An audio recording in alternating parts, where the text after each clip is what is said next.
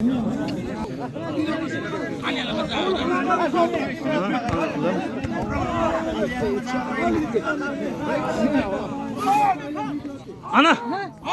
Öyle bak! Malat! Yardı. Hadi. Hanım sağdan motorum. Sağdan motorum var. Hanım edirgen pehlivan.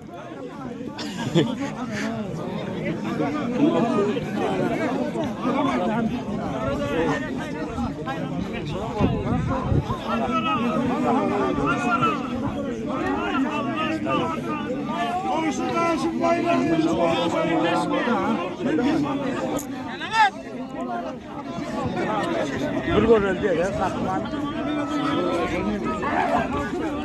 Ben kıyırmaz ha. Bak be kella. Yardı yine yanmastan. Kesat oldu var. Kesat oldu.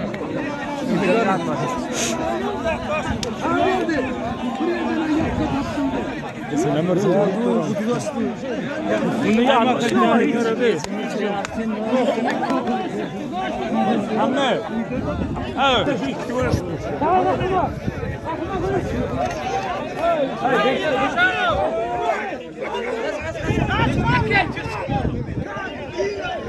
Gitti. Yine yıkıldı. Yine yıkıldı. Aha Seyşan.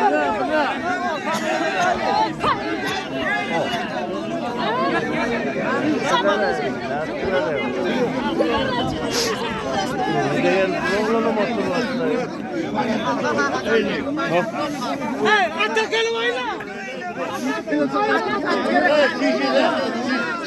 Adamlar, sollar. Adamlar üstüne dur. Hay maşallah.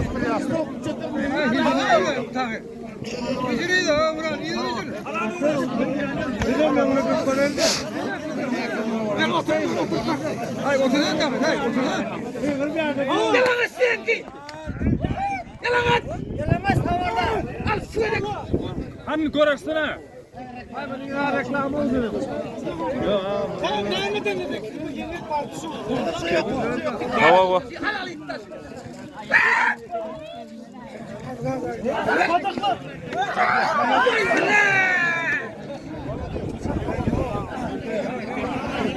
Yine urgoros atın yine. Hadi.